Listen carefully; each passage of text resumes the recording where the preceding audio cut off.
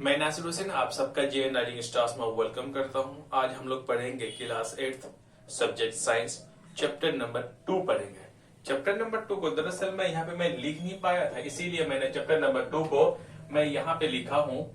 यह chapter number 2 वो chapter number 2 है जिसका नाम है माइक्रो ऑर्गेनिज्म फ्रेंड्स एंड फो। इसका मतलब ये हो गया कि जो हमारा माइक्रो ऑर्गेनिजम्स है कौन हमारे लिए फायदेमंद है और कौन जो हमारे ऐसा माइक्रो ऑर्गेनिज्म जो हमारे लिए फायदेमंद हो, बेनिफिशियल हो, उसे हम क्या बोलेंगे? फ्रेंड्स। वो हमारा क्या दोस्त है। और ऐसा माइक्रो ऑर्गेनिज्म जिनसे हमें नुकसान होता है, जो हमारे लिए हानिकारक है, जो हमारे लिए हार्मफुल है, ऐसा माइक्रो ऑर्गेनिज्म जो हमारे लिए हार्मफुल हो तो हम लोग उसको फो बोलेंगे। फो का मतलब होता है शत्रु या फिर दुश्मन। दुश्मन का मतलब यहाँ पे ये हो गया कि एक ऐसा माइक्रो ऑर्गेनिज्म जो हमारे लिए क्या हो, हार्मफुल हो, उनको हम लोग क्या बोलेंगे?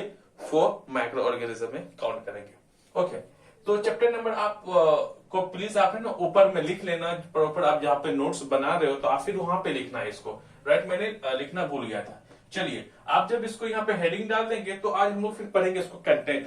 कंटेंट में हम लोग ये पढ़ेंगे कि इस वाले चैप्टर को हम लोग कैसे अच्छे तरीका से बेहतर ढंग से पढ़ सके। हम लोग इसका कंटेंट है, मैंने बता दिया था पहले ही क्लास में कि कंटेंट हम लोग क्यों पढ़ते हैं, कैसे हमने बनाया। तो मैंने कुछ एग्जांपल्स मैंने दे करके आपको समझाया था। इसमें सबसे पहले हम लोग पढ़ेंगे इंट्रोडक्शन। जाहिर सी बात है, कोई भी सब्जेक्ट को पहले आप पढ़ोगे तो आपको इंट्रोडक्शन पढ़ना बहुत जरूरी है, क्योंकि आप उस चैप्टर में क्या क्या पढ़ रहे हो तो आपका एक ओवरव्यू थोड़ा सा मिल जाएगा। वो है इंट्रोडक्शन।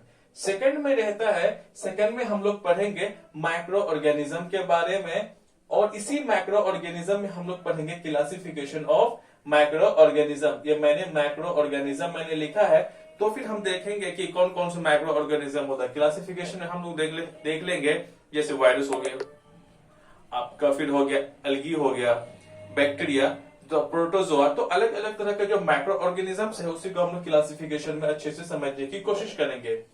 थर्ड पॉइंट है वो है where do microorganism live, कि माइक्रो ऑर्गेनिज्म आखिर रहता कहाँ है। जाहिर सी बात है, जहां इंसान भी रहता है यहाँ पर भी रहता है इंसानों। कुछ जानवरों के उनके शरीर में भी कई सारे माइक्रो ऑर्गेनिजम्स होते हैं, जैसे कि चिंपांजीज वगैरह हो गए।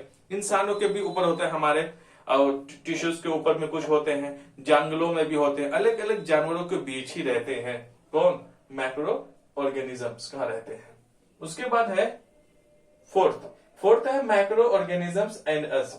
इसमें हम लोग पढ़ेंगे कि माइक्रो ऑर्गेनिज्म है और हमें उनसे क्या लेना देना, क्या हमें उनसे कोई फायदा है।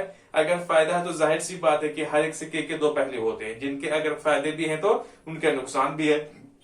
तो माइक्रो ऑर्गेनिज्म अस का मतलब हो गया ह्यूमन बीइंग में और प्लांट्स या फिर जानवरों में क्या लेना देना, आखिर उनसे कोई बेनिफिशियल है या नहीं है, या फिर उसके लिए हार्मफुल हो। तो हम लोग माइक्रो ऑर्गेनिज्म और अस का मतलब को मैंने आपको समझा दिया। माइक्रो ऑर्गेनिज्म एक तरफ, अस में आप लोग हमें इन ह्यूमन बींग्स को भी रख सकते हो, साथ में एनिमल्स को भी रख सकते हो, साथ में हम लोग प्लांट्स को भी रखेंगे। मोस्टली अस का मतलब हो गया ह्यूमन बींग्स, माइक्रो ऑर्गेनिज्म और ह्यूमन बींग्स। तो माइक्रो ऑर्गेनिजम्स, ऐसा माइक्रो ऑर्गेनिज्म जो इंसान के लिए फायदेमंद हो, तो हम लोग उस माइक्रो ऑर्गेनिज्म का नाम देंगे फ्रेंडली माइक्रो ऑर्गेनिज्म, जो इंसान का क्या हो, दोस्त हो। फ्रेंडली माइक्रो ऑर्गेनिज्म में हम लोग देखेंगे कि वो हमारे किस हिसाब से हमारे लिए फायदेमंद है। पहला देखेंगे making of curd and bread, दही का बनना और ब्रेड का जो बनने के प्रोसेस है, इसी में से कोई माइक्रो ऑर्गेनिजम्स क्या होता है, फंक्शन होता है, उन्हीं की वजह से हमें क्या दही मिल पाती है। नेक्स्ट हमारा रहेगा commercial use of micro organisms. Third में पढ़ेंगे medical use of micro organisms का जो होता है, ये किस हिसाब से मेडिकल दुनिया में इसका किस हिसाब से इस्तेमाल होता है। और फिर हम लोग वैक्सीन पढ़ेंगे, बीमारियां भी होती हैं वायरस से, अलग अलग तरह के माइक्रो ऑर्गेनिज्म से। जिस वक्त मैं वीडियोस में बना रहा हूं, इस वक्त पूरी दुनिया में कोविड-19 का प्रकोप चल रहा है, तो वो क्या एक वायरस है। तो उस वायरस को खत्म करने के लिए क्या होता है, एक एंटीबॉडी भी होता है, कुछ वैक्सीन भी आते हैं। तो आरी बात समझ में, जो भी माइक्रो ऑर्गेनिज्म की वजह से जो इंसानों पे बीमारी लाता है, तो उस बीमारी को दूर करने के लिए क्या वैक्सीन का इस्तेमाल करते हैं। सो फिफ्थ में रहेगा इंक्रीजिंग सॉइल फर्टिलिटी। इन्हीं माइक्रो ऑर्गेनिजम्स के होने की वजह से जो मिट्टी के फर्टिलिटी को, उपजाऊ को बढ़ाता है। 6 नंबर पे है क्लीनिंग एंड द इन्वायरमेंट।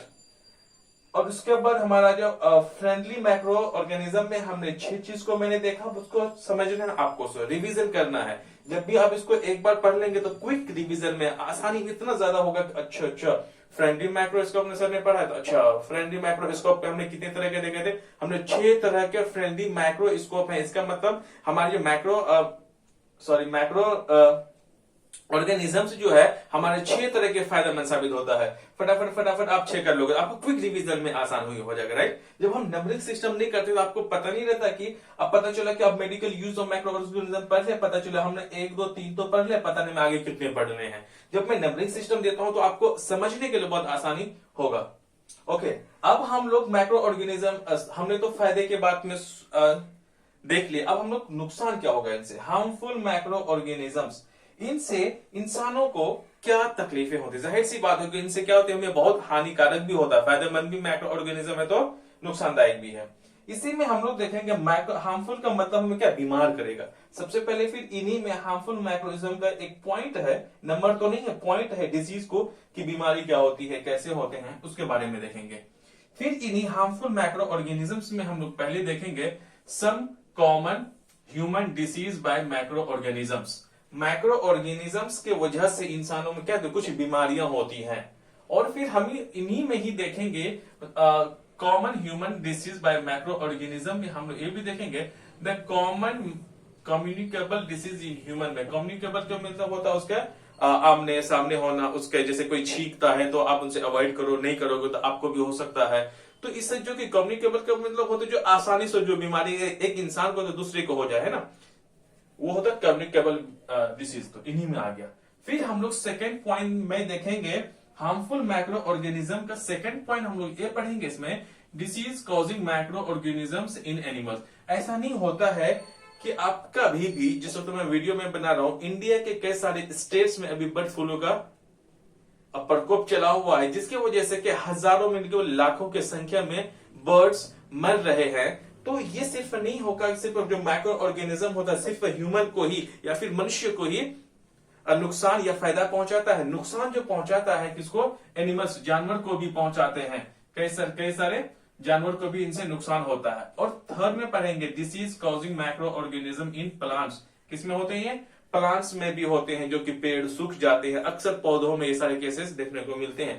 पेड़ तो बड़े होते हैं, वो कमी मतलब स्ट्रॉन्ग ज्यादा होते हैं। प्लांट्स हमारे वो छोटे होते हैं, वो कमजोर होते हैं। अगर किसी भी माइक्रो ऑर्गेनिज्म जब उसमें अटैक आ जाए, कीड़े पड़ने लगे, तो किसी भी तरीके से हम समझ जाएंगे वो क्या होता है, मरने लग जाएंगे। सो प्लांट्स को भी इसको डिसीज बीमारियां होती है, तो उसको रोकने के लिए, इन सबको रोकने के लिए क्या एंटीबॉडीज भी होती हैं, वैक्सीन भी होते हैं। अब हम लोग फिर फोर्थ में देखेंगे फूड पॉइजनिंग। इन्हीं का पॉइंट है कि हमारे जो हम मतलब पेट खराब हो गया तो वही है फूड पॉइजनिंग। इंसान को जब होता है, जब वो स्पॉइल्ड खाना, जब खराब खाना वो खा लेता है, स्पॉइल्ड में बहुत सारे माइक्रो ऑर्गेनिजम्स, उसमें बैक्टीरिया वायरस वगैरह आ जाते हैं, प्रोटोजोआ वगैरह, तो क्या होता है उनसे उसका पेट क्या होता है, खराब हो जाता है। तो फूड पॉइजनिंग कौन कौन से माइक्रो ऑर्गेनिजम्स के खाने में पड़ने की वजह से, जिस वजह से खाना खराब हो जाता है, अगर वो खाना अगर कोई खा लेता है उनका पेट खराब हो जाएगा या फिर उसको क्या हो जाएगा, फूड पॉइजनिंग हो जाएगा। ये रही बात हमारी हार्मफुल की। अब हम लोग नेक्स्ट पॉइंट देखेंगे, वो रहेगा हमारा फिफ्थ में रहेगा, फोर्थ था यहाँ पे, अब हम लोग फिफ्थ में देखेंगे। फिफ्थ हमारा जो है ना मेन पॉइंट्स है, ये तो माइक्रो ऑर्गेनिज्म एंड एस के बारे में बोला था 1 2। अब देखेंगे फिफ्थ पॉइंट में है फूड प्रिजर्वेशन, राइट। इसमें क्या है, फूड प्रिजर्वेशन की हम खाना को कैसे बचाया जा सकता है, किस हिसाब से हम लोग खाना को खराब होने से बचाया जा सकता है। आप जानते हैं कि आज के डेट में कितने फास्ट फूड हो गए हैं, कहीं का कई दिन का खाना बना हुआ पिज्जा हो गया, बर्गर हो गया, कई दिन का बना हुआ, फिर भी हम तक सुरक्षित और अच्छा पहुंच पाता है। तो किसके वजह से, हम लोग फूड को अच्छे से प्रिजर्व कर पाते हैं, ताकि किसी भी माइक्रो ऑर्गेनिज्म को उसमें एंटर होने से बचाते हैं। ऐसे माइक्रो ऑर्गेनिज्म को खाने में मिलने से बचाते हैं जो कि खाना को स्पॉइल कर देगा, खराब कर देगा। वो पहला मेथड वो है केमिकल मेथड। फिर हम खाना को बचा जा सकता है, सेकेंड मेथड, उसका नाम है preservation by the common salt, जो हम घरों में यूज करते हैं। अब हम लोग पढ़ेंगे नेक्स्ट में वो है प्रिजर्वेशन बाय शुगर। हम लोग चीनी को किसी भी खाने में मिलाने की वजह से किस हिसाब से हम लोग खाने को खराब होने से बचाया जा सकता है, हम लोग आगे देखेंगे। मैं सिर्फ एक में कंटेंट बता रहा हूं आपको कि हम लोग इस चैप्टर में क्या क्या वन बाय वन को मैं फिर एक्सप्लेनेशन भी दूंगा। फोर्थ पॉइंट है preservation by the oil and vinegar. सिरका, विनेगर और ऑयल की वजह से जब हम किसी खाने पे या किसी चीज पे हम जब मिला देते हैं तो वो खराब होने से कैसे बचता है।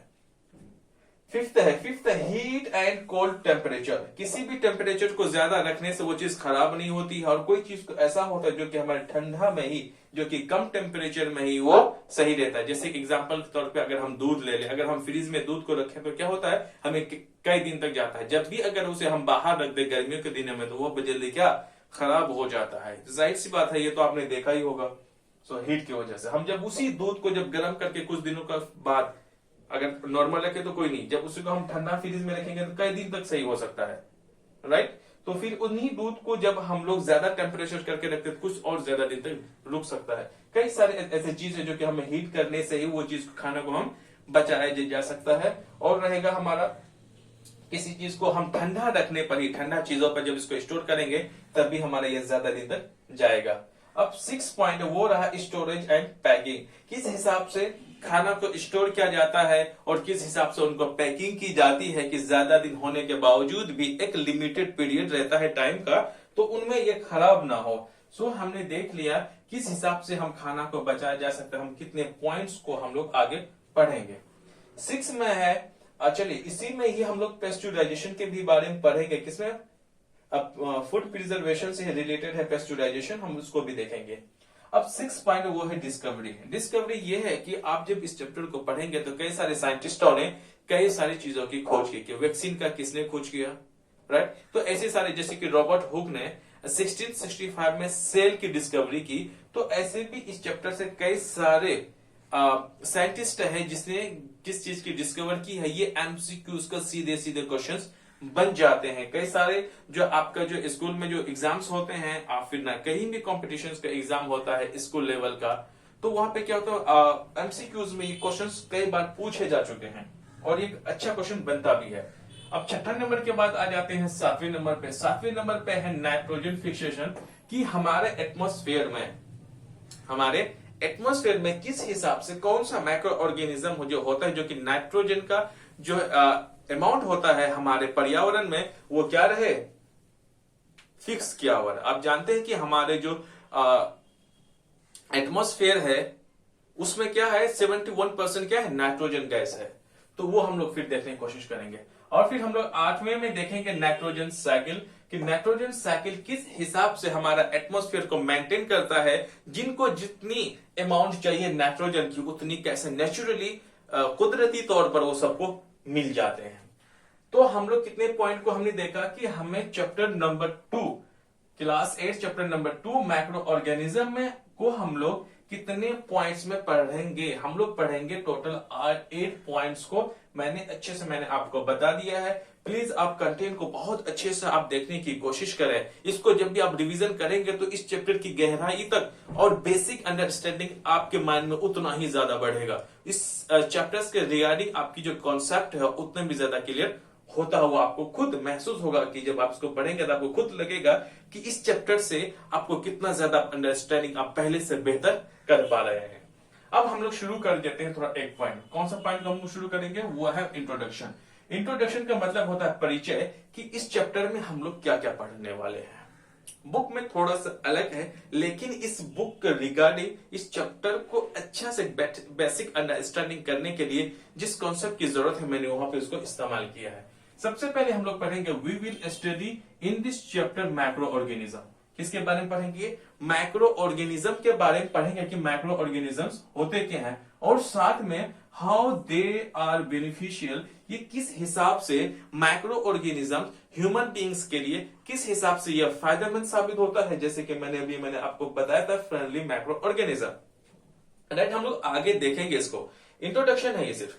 उसके बाद हम लोग इसी में क्या पढ़ेंगे, and harmful for the human beings, animals and plants, कि माइक्रो ऑर्गेनिजम्स इंसान, जानवर और प्लांट्स के लिए किस हिसाब से फायदेमंद है, और इंसान, एनिमल्स और प्लांट्स के लिए किस हिसाब से क्या है, हार्मफुल भी है, उसको देखने की कोशिश करेंगे। और साथ में हम लोग इस चैप्टर में इस चीज को भी पढ़ेंगे, process of preservation of food.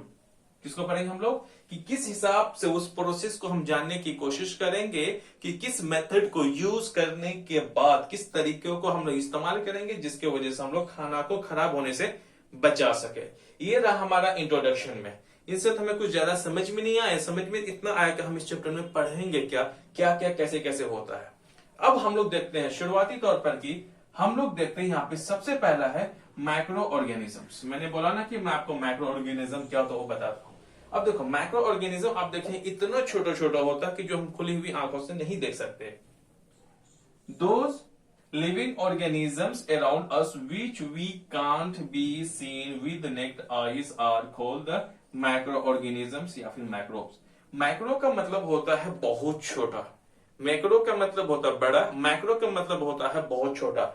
बहुत छोटा ऑर्गेनिज्म का मतलब होता है एक ऐसी जीव, एक ऐसा जीव जो कि जिंदा हो। तो ऐसा माइक्रो ऑर्गेनिज्म का मतलब एक ऐसा जिंदा चीज जो कि बहुत छोटा हो और इतना छोटा हो कि जिसे हम जो हमारे आसपास को रहता है, जाहिर सी बात जहां मैं हूं ये रूम है तो हर जगह कोई नहीं कोई माइक्रो ऑर्गेनिज्म तो जरूर ही, लेकिन हमारे चारों आसपास रहने के बावजूद भी हम खुली हुई आंखों से हम नहीं देख सकते उन्हें। हमें देखने के लिए हमें किन का इस्तेमाल करना होगा, हमें उनको मैग्नीफाइंग ग्लास का इस्तेमाल करना होगा। सो नेक्ड आइज हम लोग नहीं देख सकते, उन्हीं को माइक्रो ऑर्गेनिज्म कहते हैं या फिर माइक्रोब्स कहते हैं।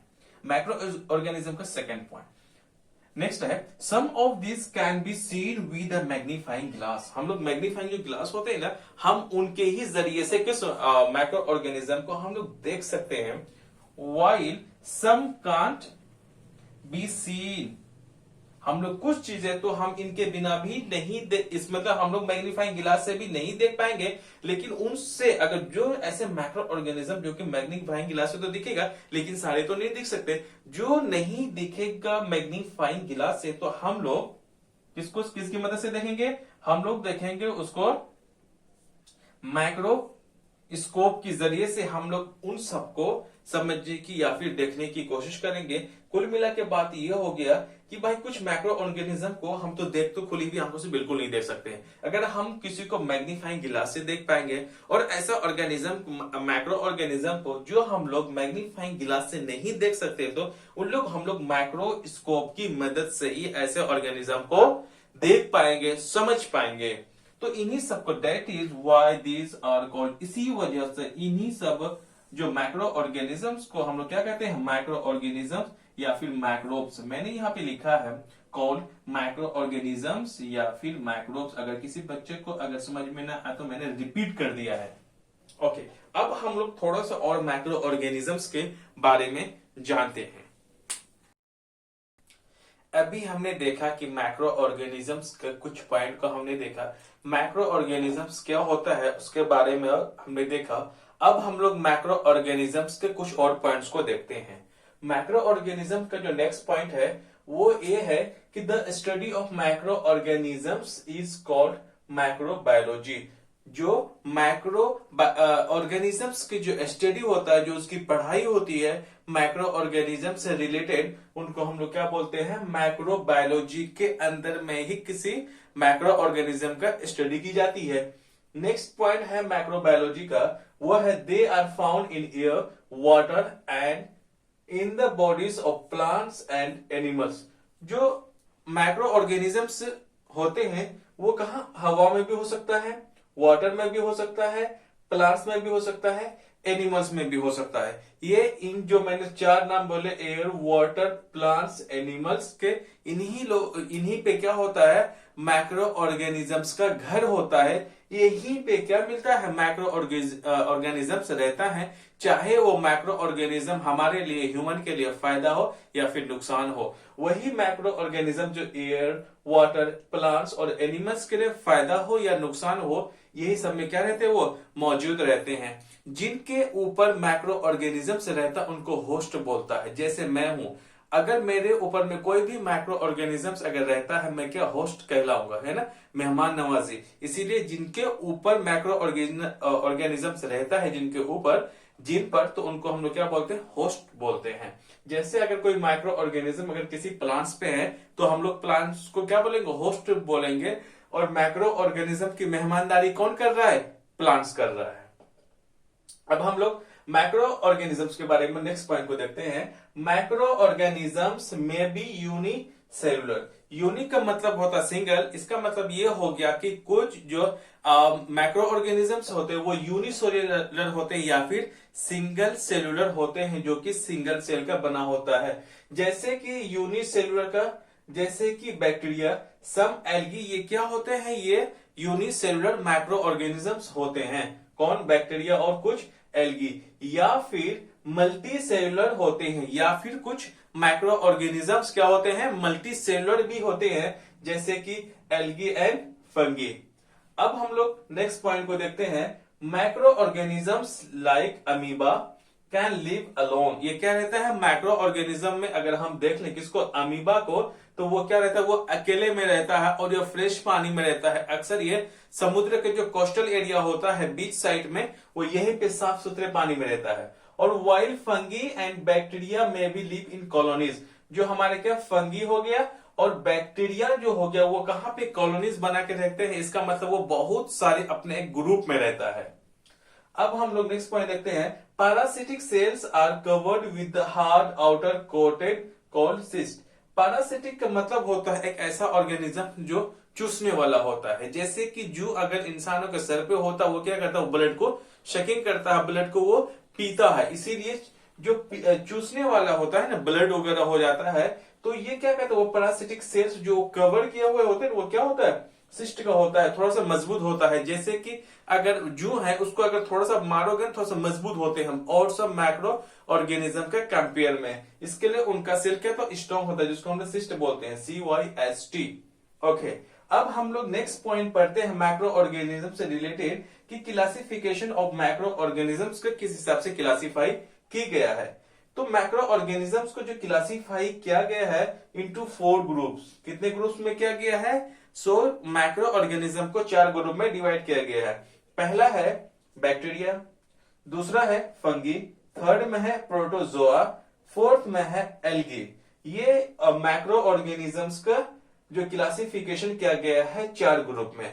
और इसमें हम लोग एक स्पेशल केस है जिसका नाम बोलते हैं वायरस। हम लोग फिर इसी में वायरस को भी स्टडी करेंगे। हम लोग 1 बाय 1 को क्या करते हैं, एक्सप्लेन करते हैं।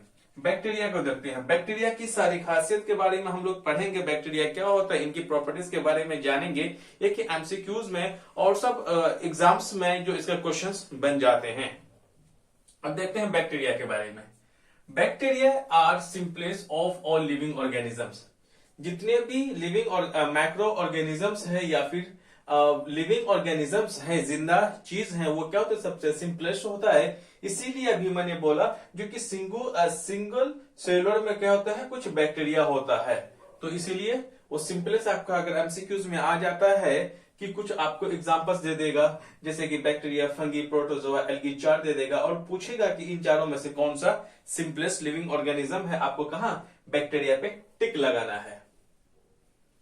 ओके, नेक्स्ट है the micro organisms fix atmospheric nitrogen is bacteria.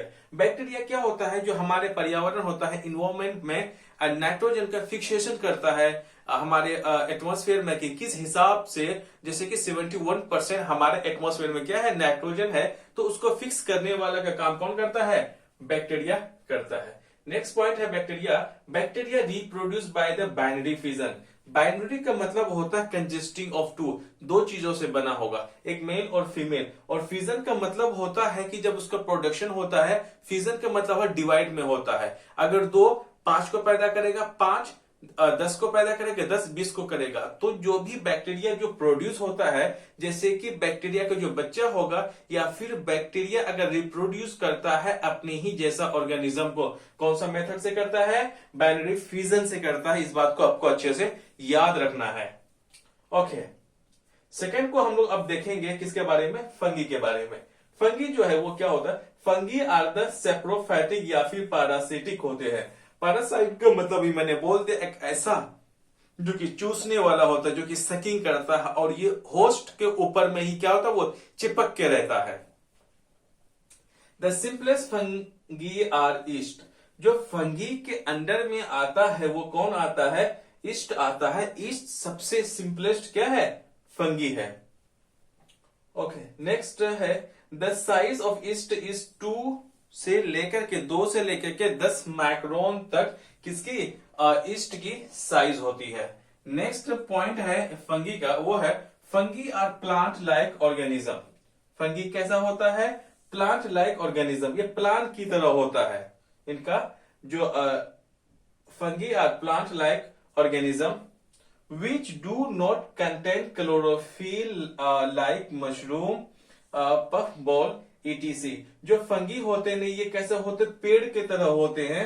like organism which do not contain chlorophyll like mushroom, puffball। Mushroom और पफबॉल्स ऐसे होते हैं ना, ऐसे प्लांट्स होते हैं जिनके अंदर में क्या होता है, क्लोरोफिल नहीं होता है। इसीलिए हालांकि फंगी जो है वो प्लांट लाइक ऑर्गेनिज्म जरूर होता है, लेकिन ये क्या करता है, अपना खाना खुद नहीं बनाता है। राइट, ये अपना खाना खुद नहीं बनाता है।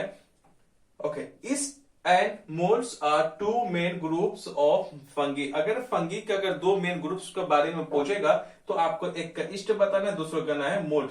मोल्ड्स का मतलब होता है क्या, फुफंदी टाइप। अगर आप देख लिए होंगे सड़े हुए टमाटर हो, या फिर बरसात के दिनों में, ठंडी तो नहीं कह सकते, बरसात के दिनों में जब नमी बहुत ज्यादा होता है, आप ब्रेड को या फिर रोटी को आप जब कुछ दिन के लिए अगर बाहर खोले में छोड़ दो तो आपको फुफंदी टाइप का लग जाता है। वो किसके वजह से होता है, मोल्ड नामक एक क्या होता है, माइक्रो ऑर्गेनिज्म। वो किसके अंडर में आता है, फंगी के अंडर में आता है मोल्ड्स, तो उन्हीं के वजह से ही होता है। सो ईस्ट और मोल्ड्स क्या होते हैं, 2 जो मेन ग्रुप्स है किसके, फंगी के। फंगी के जो 2 मेन ग्रुप्स हैं, पहला का नाम ईस्ट, सेकेंड का नाम क्या है, मोल्ड्स। अब नेक्स्ट पॉइंट देखते हैं फंगी से related. Yeast are unicellular. Fungi जो ईस्ट जो होता है वो क्या होता है, सिंगल सेल का बना होता है, सिंगल सेलुलर होता है। वहीं पे जो मोल्ड्स जो होता है वो क्या होता है, मल्टी सेलुलर होता है। क्या होता है वो, मल्टी सेलुलर होता है। Whereas moulds are multicellular, ये कई सारे एक से ज्यादा सेल के बने होते हैं। कौन, आपके मोल्ड्स, फफूंदी। अब नेक्स्ट पॉइंट है ईस्ट में बी एरोबिक या फिर एन एरोबिक रेस्पिरेशन। इसका मतलब हो गया जो अब ईस्ट होता है, एरोबिक का मतलब होता है एक ऐसा रिएक्शन जो कि ऑक्सीजन के परजेस में होता है, और एन एरोबिक एक रेस्पिरेशन का मतलब होता है एक ऐसा रेस्पिरेशन जो कि ऑक्सीजन के अपसेंट में होता है। इसका मतलब ईस्ट जो है वो एरोबिक भी है, इसका मतलब ये इसको सांस भी चाहिए, जब इसका फॉर्मेशन वगैरह होता है ईस्ट का ऑक्सीजन भी चाहिए। या फिर ईस्ट ही एक ऐसा माइक्रो ऑर्गेनिज्म है जिसके क्या होता है, एन एरोबिक रेस्पिरेशन होता है। इसका मतलब ये बिना सांस के भी या फिर बिना ऑक्सीजन के भी क्या होता है, इसमें रिएक्शन वगैरह हो जाता है जब भी ईस्ट को किसी और के साथ रिएक्शन किया जाए। तो आपको बहुत अच्छे से याद रखना है इसको। यही है जो कि एक एन एरोबिक रेस्पिरेशन में आता है, कौन, ईस्ट, क्योंकि सिंगल सेलुलर बड़ा कमजोर होता है ये। ओके, नेक्स्ट है मशरूम्स आर मोल्ड्स। मशरूम्स क्या होते हैं, मोल्ड होते हैं। ओके, नेक्स्ट है east can be store in dry form up to 4 years in the form of powder and tablets। East को हम लोग कितना 4 साल तक स्टोर करके रख सकते हैं, in the form of powder के फॉर्म में बना के रखेंगे। बट पाउडर जो होगा बिल्कुल क्या सूखी होनी चाहिए, और फिर जो टेबलेट्स होंगे वो भी सूखे होने चाहिए। इसलिए ईस्ट को 4 साल तक उसको स्टोर करके रखा जा सकता है, but in conditions of dry. उसको बिल्कुल पूरी तरीके से सूखा होना चाहिए, और फॉर्म जो रहेगा पाउडर के फॉर्म में या फिर टेबलेट के फॉर्म में रख सकते हैं। अब देखिए फंगी का नेक्स्ट पॉइंट। फंगी का ये है, ये ज्यादातर किसका है, अब लोग हम जानते हैं कि ईस्ट या फिर हम लोग मोल्ड्स के बारे में ज्यादातर अब बात कर रहे हैं। Yeast get destroyed in a few minutes when heated up to 60 degree. क्या होता है, बड़ा कमजोर होता है। जैसे ही ईस्ट को हम लोग 60 डिग्री टेम्परेचर में लाते हैं वो क्या होने लगता है, वो डिस्ट्रॉय, वो टूटने लग जाता है, बिखरने लग जाता है वो। और fungi grow in anywhere but best in dark, warm and damp places. Fungi जो सबसे ज्यादा तो ग्रो होता है वो कहां पे होता है, इनका ज्यादा पैदावार वो रहता है ज्यादातर डार्क, अंधेरा जगह में, वार्म का मतलब ना तो ज्यादा गर्म ना तो ज्यादा ठंडा, बिल्कुल वार्म का मतलब हल्का हल्का गर्म, और साथ में डैम्प प्लेसेस में जो अंधेरा टाइप का जगह होता है ना, वहां पर ये फंगी क्या होते हैं, पैदा होते हैं। ऐसी जगह पे वो रहना ज्यादा पसंद है। ओके, इसकी जो रिप्रोडक्शन है ज्यादा इन्हीं सब जगहों में होता है। नेक्स्ट पॉइंट है the break down of sugar to ethyl alcohol and carbon dioxide by yeast is called the fermentation. कहता है फर्मेंटेशन क्या होता है, जब सुगर किसमें टूट जाता है, जब सुगर किसमें, इथाइल अल्कोहल, फिर से मैं करता हूं, फिर से मैं रिपीट करता हूं, जब सुगर किसमें टूट जाता है, इथाइल अल्कोहल में और कार्बन डाइऑक्साइड में बाय ईस्ट, ईस्ट के साथ जब उसका रिएक्शन कराया जाता है सुगर को, तो वो किसमें, इथाइल अल्कोहल और साथ में कार्बन डाइऑक्साइड में टूट जाता है। उन्हीं को हम लोग क्या बोलते हैं, फर्मेंटेशन। नेक्स्ट पॉइंट है fungi do not make their food. ये क्या होता है, ये अपना खाना नहीं बनाता है, ये अपना खाना नहीं बनाता है। ये क्या होता है, ये दूसरे पे डिपेंडेंट रहता है।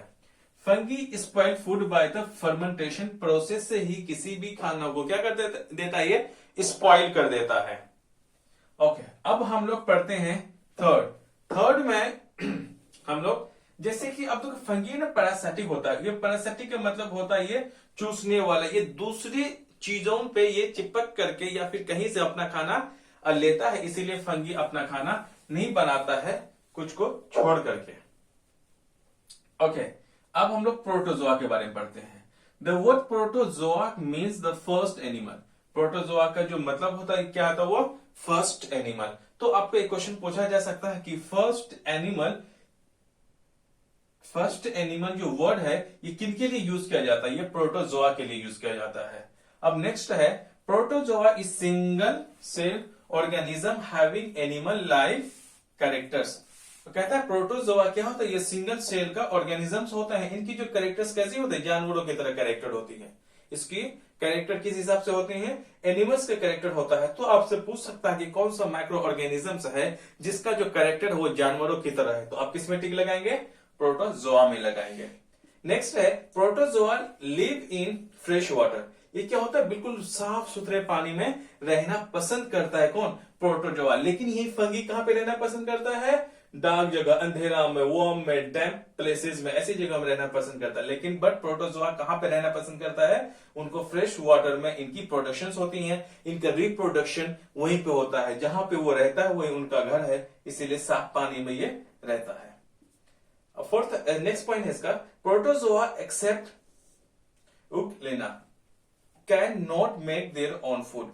क्या होता है कि प्रोटोजोआ जो है अपना खाना खुद बनाता है, लेकिन किसको, एक लेना को छोड़ करके बाकी सब अपना खाना नहीं बनाता। सिर्फ कौन बनाता है, protozoa except can not make, बाकी सब अपना खाना बना सकते हैं लेकिन ये नहीं कर सकता। Amoeba, paramecium and euglena is some examples of protozoa. आगे बात समझ में, इसको पॉइंट को और मैं कर देता हूं, प्रोटोजोआ एक्सेप्ट एल्गोना can not make their own food, ये सिर्फ अपना खाना नहीं बना सकते। अब हम लोग कुछ प्रोटोजोआ के और आगे के पॉइंट्स में हम लोग कुछ बात करते हैं, फिर बाकी का और सबको हम लोग देखते हैं एल्गी के बारे में। हमने प्रोटोजोआ से रिलेटेड कुछ और पॉइंट्स देखे हैं, अब हम प्रोटोजोआ से रिलेटेड कुछ और पॉइंट्स को देख लेते हैं।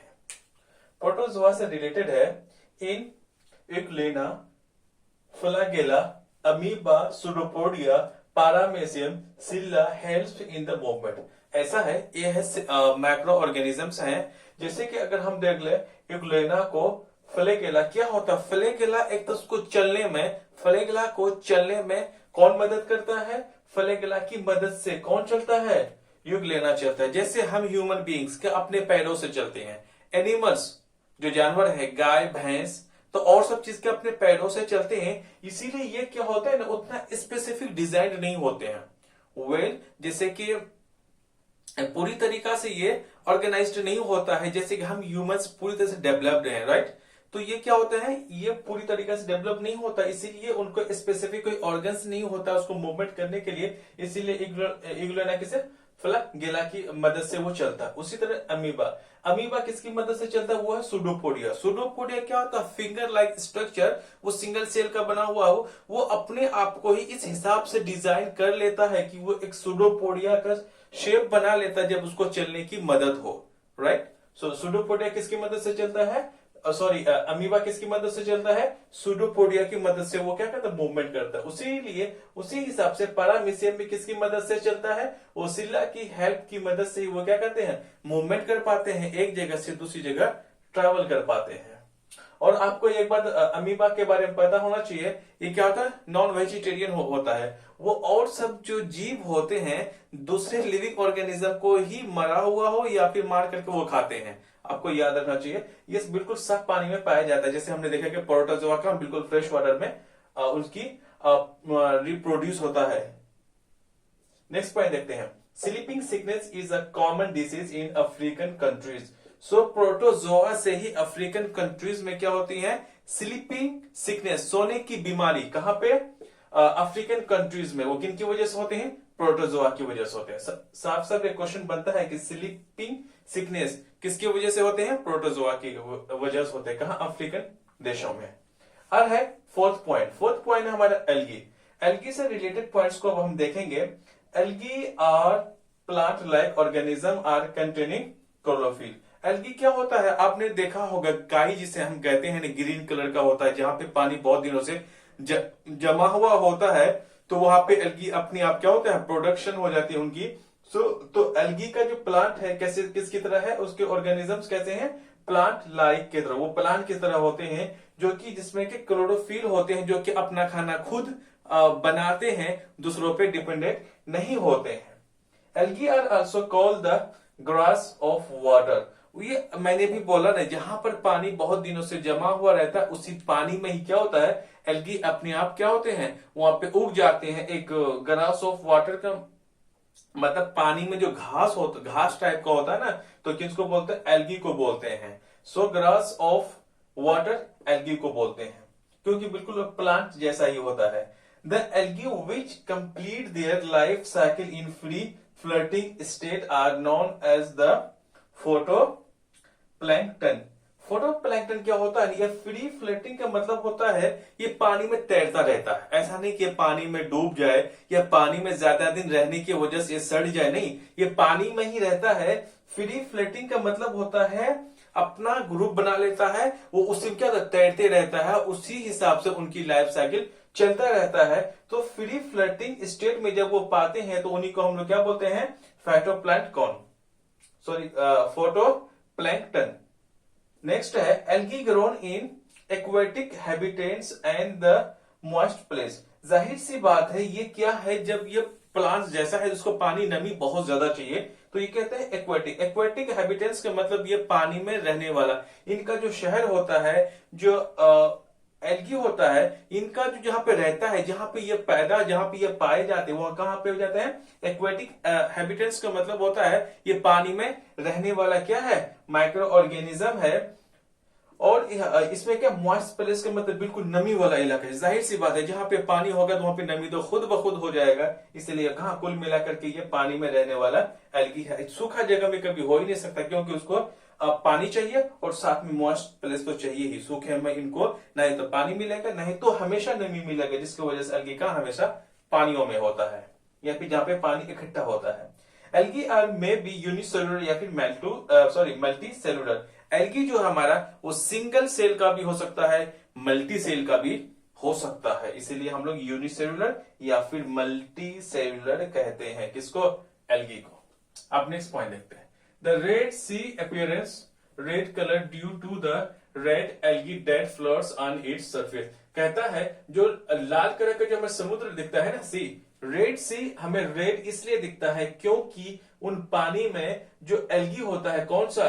रेड कलर का एल्गी क्या होता है? तैरते हुए रहता है, इसलिए हमें क्या लाल कलर का दिखाई देता है। कौन? रेड सी। रेड इसलिए दिखाई देता है क्योंकि रेड सी के अंदर में जो पानी है उसमें क्या होता है?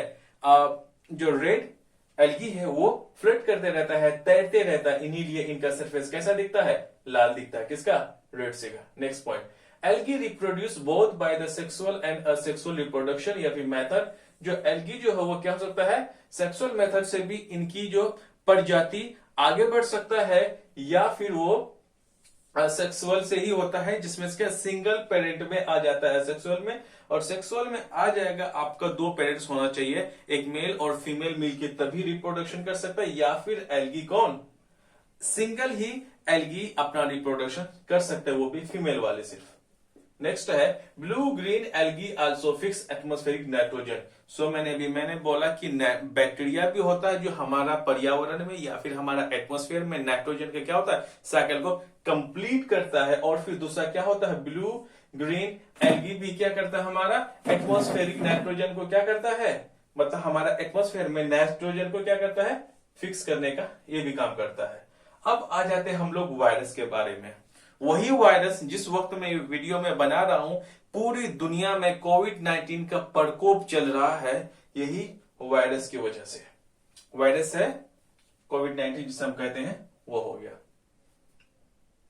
Corona virus. अब हम लोग देखते हैं वायरस के बारे में। Viruses have the characteristics of the both living and non living और थिंग्स। जैसे मैं एग्जांपल में मान लेता हूं, वायरस होता है ना, वो जिंदा भी होता है, मरा हुआ भी होता है। जैसे मैं हूं, अगर कोई वायरस अगर मेरे सेल के अंदर अगर है, वो डेड है। क्या है वो, डेड है। जैसे ही वो वायरस मेरे सेल के अंदर किसी भी तरीका से वो घुस जाता है, वो अपने आप में क्या हो जाता है, फिर जिंदा हो जाएगा। इसीलिए जब भी सेल के बॉर्डर लाइन से बाहर रहेगा तो वो डेड रहता है। जैसे ही वो सेल लाइन के इस सेल के अंदर में आ जाता है, जैसे ये सेल के अंदर में एंट्री वायरसेस घुस जाते हैं, वो जिंदा हो जाता है। वायरस अगर सेल से बाहर रहे तो वो मर जाता है। वही वायरस अगर सेल के अंदर मरा हुआ ही, मतलब इस हिसाब से मरता है, बिल्कुल तरह से नहीं होता, बिल्कुल एकदम अब मरा हुआ इसको मानिए। जैसे ही वो सेल के अंदर में घुसता है, वो तो क्या लिविंग हो जाता है, हेल्दी हो जाता है, अपना रिप्रोडक्शन बहुत तेजी के साथ करता है। जब वो सेल के अंदर में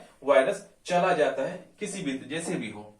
वायरसेस आर पैरासिटिक। फिर मैंने क्या बोला, ये पैरासिटिक होता है, वो इंसान या किसी भी लिविंग ऑर्गेनिजम्स के अंदर में चला जाता है, वहीं से अपना खाना लेता है। जैसे भी कोविड-19 का वक्त भी चल रहा है, तो कोरोना वायरस क्या होता है, एयर में जैसे ही होता है, जब इंसान के अंदर वो लंग्स में पहुंच जाता है, तो वो क्या होता है, अपना रिप्रोडक्शन करना शुरू कर देता है। इसका मतलब रिप्रोडक्शन तो तभी करेगा जब उसे एनर्जी चाहिए, उसे जिंदगी जीने के लिए एनर्जी चाहिए। वो कहां से लेगा, वो पैरासिटिक हमारे अंदर से ही जो न्यूट्रिएंट्स होता है, प्रोटीन्स होता है, वो क्या करते हैं, शकिंग करते हैं ब्लड की मदद से। Okay, measles virus. Measles virus वो क्या होता है, caused red spot on human body. इंसान के शरीर में अगर लाल तरह का अगर दाग अगर स्पॉट अगर आ जाए, तो वो कौन सा वायरस की वजह से होता है, वो होते हैं मेजल्स वायरस के कारण ही मानव शरीर में क्या होते हैं, लाल स्पॉट होता है रेड कलर का। Okay, virus is smaller than smallest cell. ये जो वायरस होते हैं ना, जो स्मॉलेस्ट सेल से भी छोटा होते हैं, इसी वजह से viruses can't seen by the simple microscope. इसी वजह से इसको सिंपल माइक्रोस्कोप से देखा नहीं जा सकता है। अभी जब मैं वीडियो बना रहा हूं कोविड-19 का जो अभी प्रकोप चल रहा है, तो इस वायरस को साइंटिस्ट लोग समझने के लिए, पढ़ने के लिए, इसको स्टडी करने के लिए बहुत सारी तकलीफें होती हैं, क्योंकि आप तो मॉडर्न एज में हैं, तो जिसकी वजह से हमारे पास बहुत सारे क्या हैं, माइक्रोस्कोप से, जिसके हम लोग आसानी से देख लेते हैं। सो वायरस जो है ना, सेल से भी छोटा होता है, इसीलिए हम लोग ऑर्डिनरी या फिर कॉमन माइक्रोस्कोप के जरिए से हमें वायरसेस को अच्छे से नहीं देख सकते, उसके बारे में स्टडी नहीं कर सकते। अगर हमें वायरस के बारे में देखना है, वायरस को देखना है, वायरस के बारे में अगर हमें डीप स्टडी करना चाहिए, करना चाहते हैं, तो हमें क्या चाहिए, हमें स्पेशल किस्म का माइक्रोस्कोप चाहिए। ओके, नेक्स्ट वायरस के बारे में। Viruses do not have the cellular structure. ये इतना छोटा होता है, इसका सेलुलर स्ट्रक्चर नहीं होता। जैसे कि मैं हूं, तो अब कोई भी ह्यूमन बींग्स होते हैं, बिल्कुल ये क्या होता है, ये ऑर्गेनाइज्ड होता है। उसको जो उसके वेल ऑर्गेनाइज्ड होते हैं, जैसे हमारे हाथ हैं, हमारे पैर हैं। अब छोटे छोटे चींटी को देख लें, फिश को देख लें, उससे भी छोटे छोटे माइक्रो ऑर्गेनिजम्स को अगर देखते हैं, तो और सबका भी एक बिल्कुल क्या होते हैं, सेलुलर स्ट्रक्चर होता है। लेकिन सेल इतना छोटा, वायरस इतना छोटा होता है कि इस वक्त इसका ना सेलुलर स्ट्रक्चर उतना अच्छा नहीं होता। सॉरी इसलिए क्योंकि थोड़ा सा अभी जिस वक्त मैं ये वीडियो बना रहा हूँ लगभग रात के 2:30 से या 3 बजने का टाइम हो गया मेरे ख्याल से। अभी 2:30 या 3 रात बज चुका है अभी, इसलिए थोड़ी सी मुझे भी ना नींद आ रही, इसीलिए थोड़ा सा वर्ड्स इधर से उधर हो जाते हैं, माफ करना, ठीक है। लेकिन मैं समझा सही रहा हूं आपको, ठीक है।